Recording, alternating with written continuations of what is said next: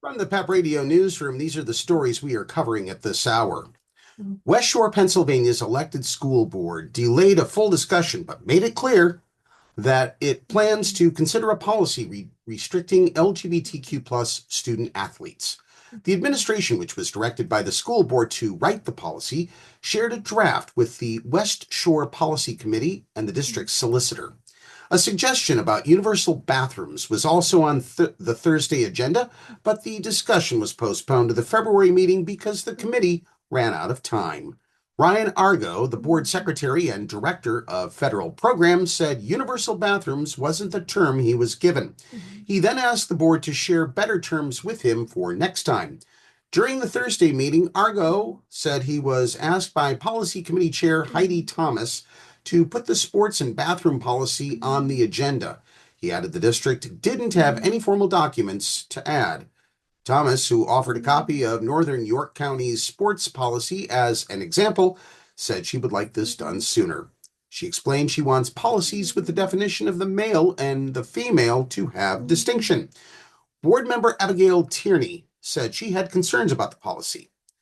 I think it's not that I think this conversation is a bad one to have, she said, explaining this needs to be dealt with sensitivity because there are many people with a variety of views and rights. She added that most people at the table don't qualify for that conversation and the current presentation is harmful rather than helpful.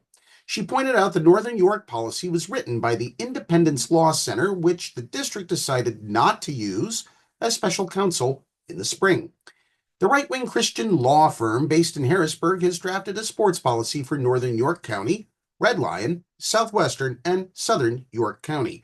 Those four districts and Dover Area School District also adopted pronouns policies drafted by the ILC. The ILC's version says staff and students should not be forced to use language inconsistent with their beliefs and should be allowed to refer to the student by neutral names or last names as long as they don't misgender or misname the student. And now for some more news from Washington, D.C. President Donald Trump signed an executive order Monday clearing the way to bar transgender people from military service by revoking a Biden-era policy that allowed trans service members.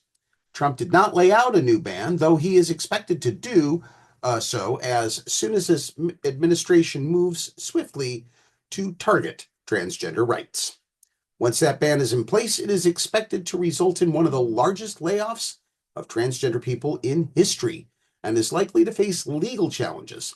The military is the largest employer in the nation, and transgender people are twice as likely to serve as their cisgender peers.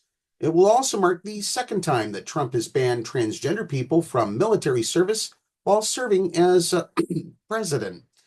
He first announced a similar ban in 2017.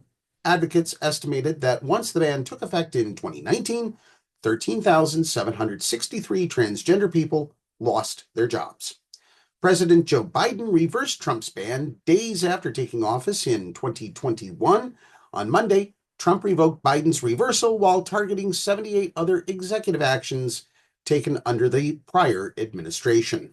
Without the federal protections granted under Biden, the legal precedent over the ban implemented in Trump's first term remains.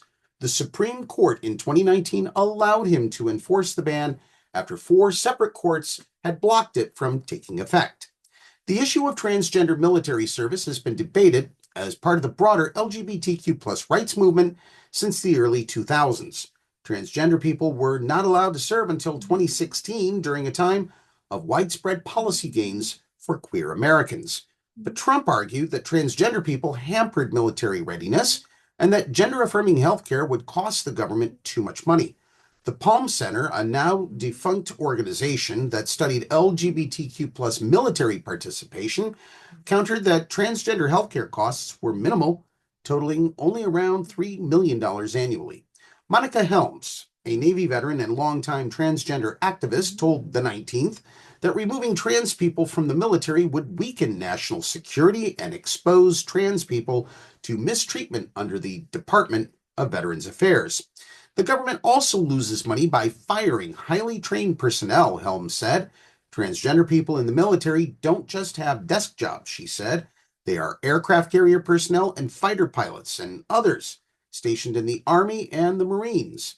Trans people are also serving in submarines, just like she was in the 1970s.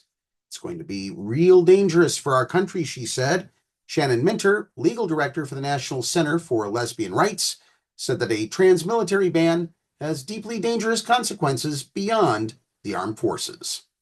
For more information about these stories, turn to the PEP Radio page on the Pennsylvania Equality Project website, paequality.com. Be sure to download the Live 365 app to take PEP Radio with you when you're on the go. That's the news at this hour. Now back to more music on PEP Radio.